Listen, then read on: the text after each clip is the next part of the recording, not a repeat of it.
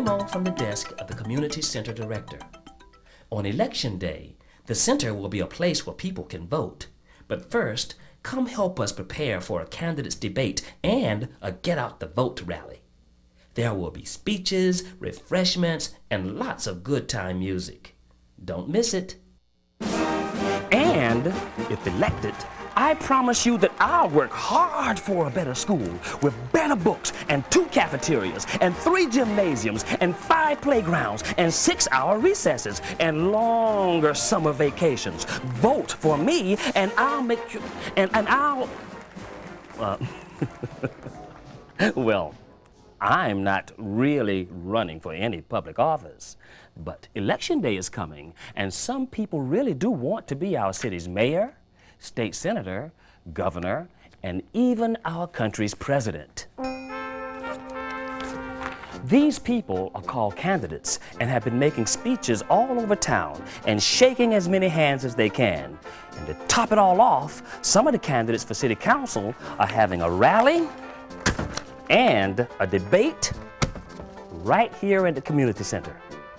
In a debate, each candidate has a chance to answer tough questions and explain why we should vote for them. We can only choose one person for each job, so we have to make our decisions carefully. The voting booths have arrived. You know, everybody's vote is private. You don't have to tell anybody who you're voting for. That's why on Election Day, each person will enter this special voting booth to cast their ballot in secret. So, come on, let's go put up some posters around the neighborhood to remind everyone about the rally, the debate, and most importantly, to get out and vote.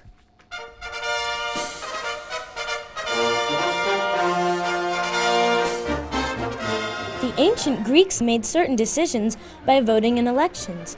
Citizens made their choices by raising their hands or by selecting colored pebbles. But not all of the people were allowed to vote.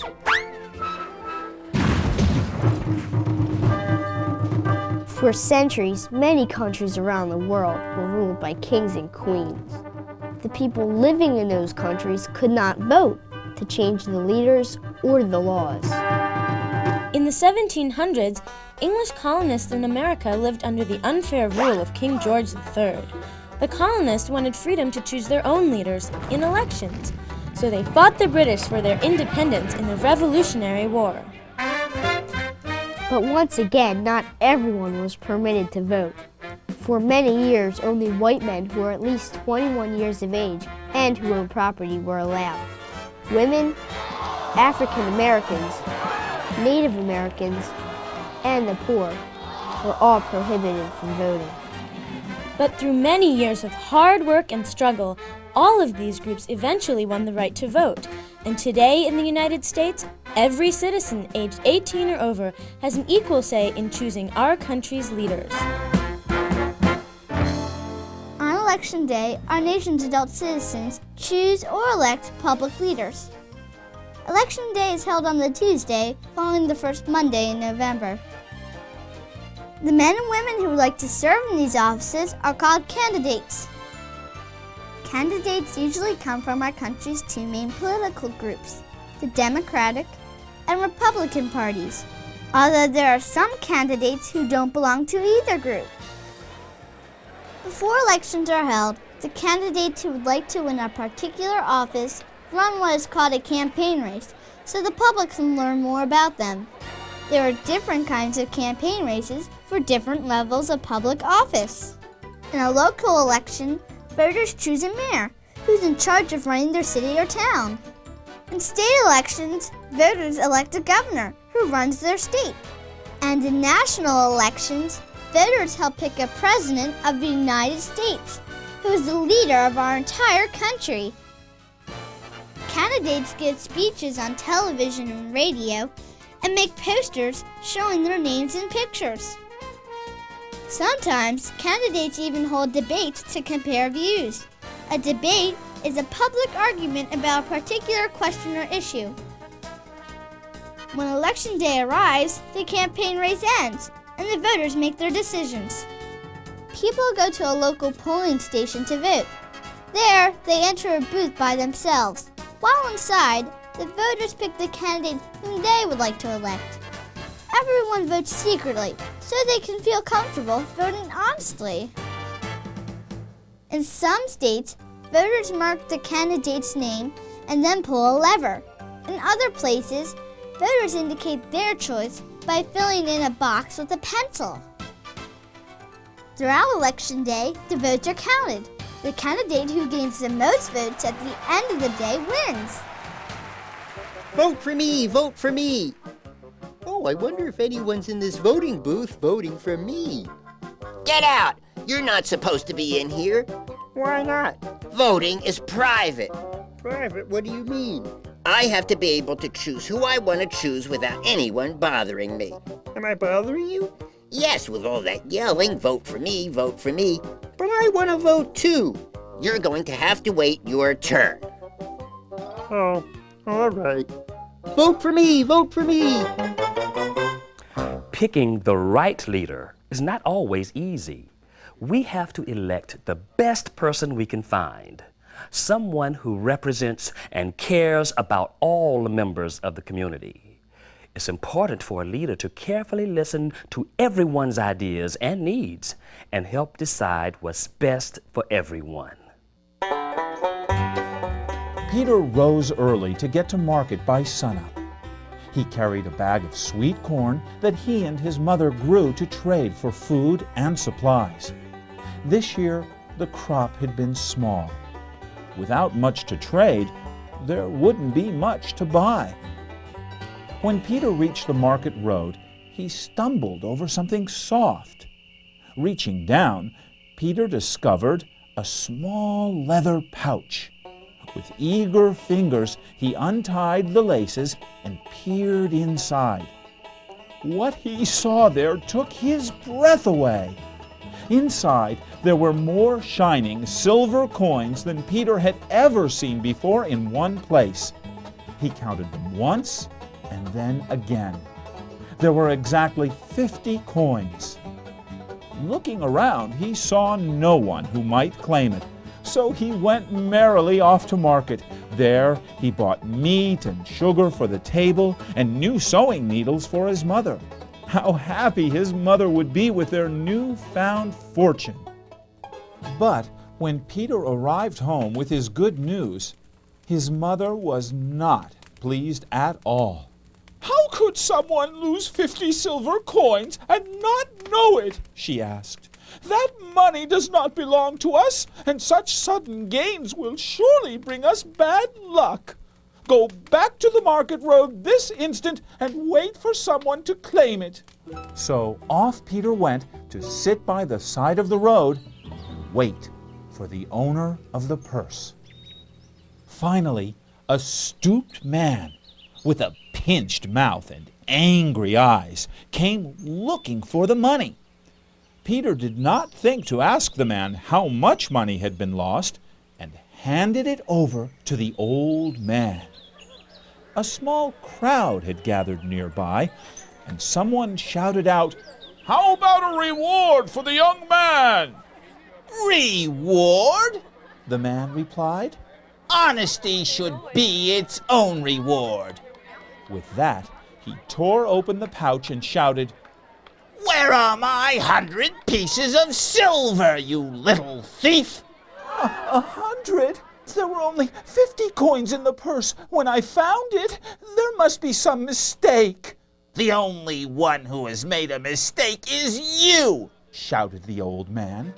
The crowd grew larger as the argument between Peter and the old man continued. Finally, a woman in the crowd suggested that they let the town's newly elected judge settle the dispute. The Honorable Judge Howell listened to both sides of the tale, nodding thoughtfully as each told their story. Then he sent for Peter's mother. Her answers matched those of Peter. After thinking the matter over, Judge Howell came to a decision. Pointing to the miserly old man, he said, "You claim to have lost a purse with 100 pieces of silver in it. The young man here found a purse containing 50. It appears to me that the purse he has found is not the one you lost. But you, young man, spent some of the coins you found with no thought for the right or wrong of it. Therefore, I shall hold these coins for 90 days. If no one comes to claim them, I shall give them to you, dear woman, as a reward for your honesty. The judge addressed the miser one last time. You, sir, you had better search elsewhere for your purse. And perhaps when you find it, you will find the truth there too. From all around came a resounding cheer. The citizens of the town felt they too had won a victory by electing a judge so wise. Around like this. Yeah.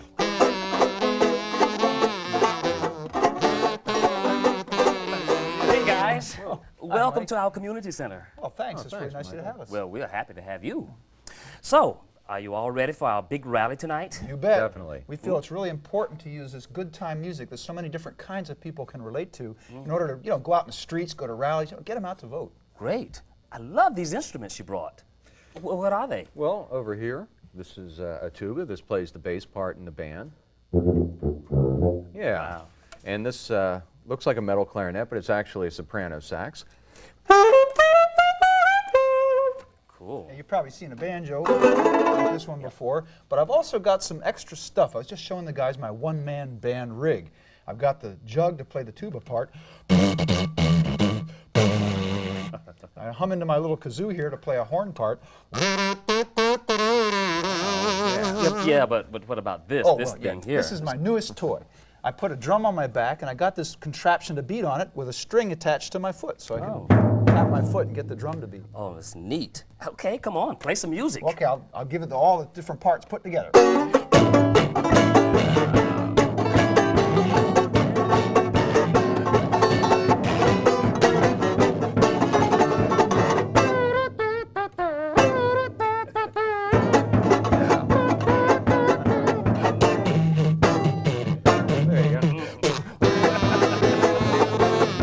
Sounds like all together, Michael.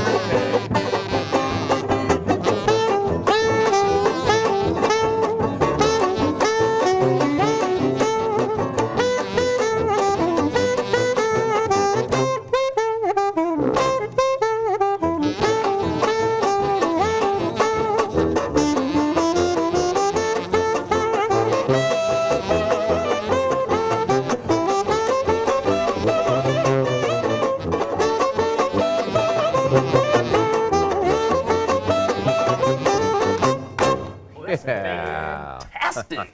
Oh, we're going to have a fantastic rally tonight for sure. Hi everybody. Today we're going to make a wind sock for Election Day to remind everybody what day it is.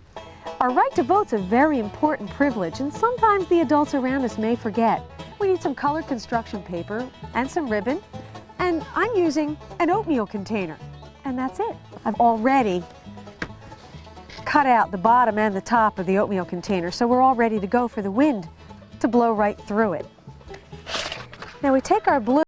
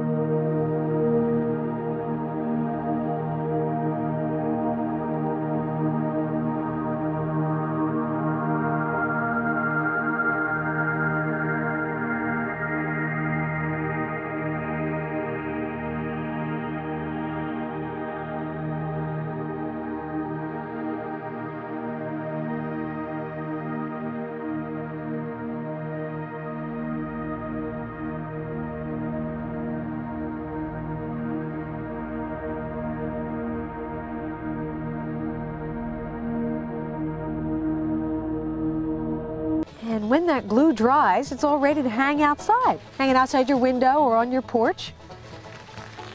Just hanging there to remind everybody it is Election Day and they should get out and vote.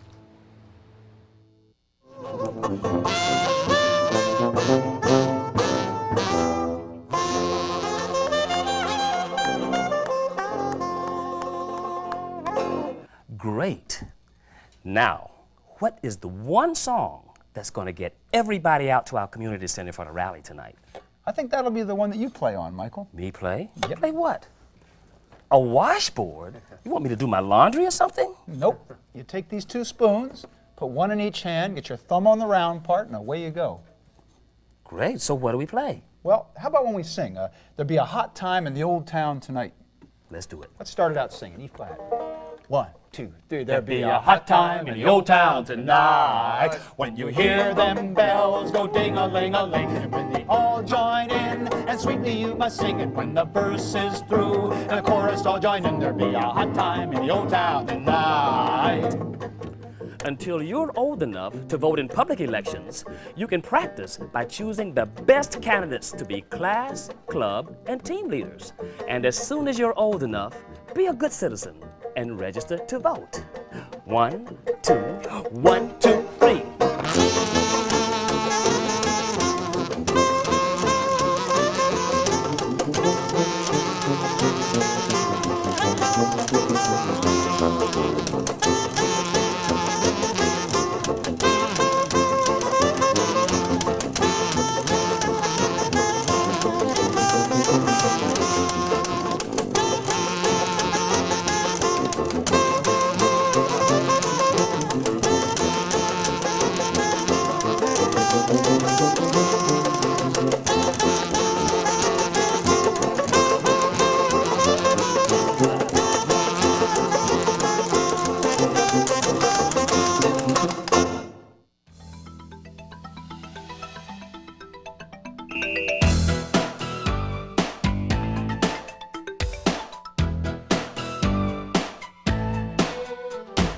Everybody loves a holiday.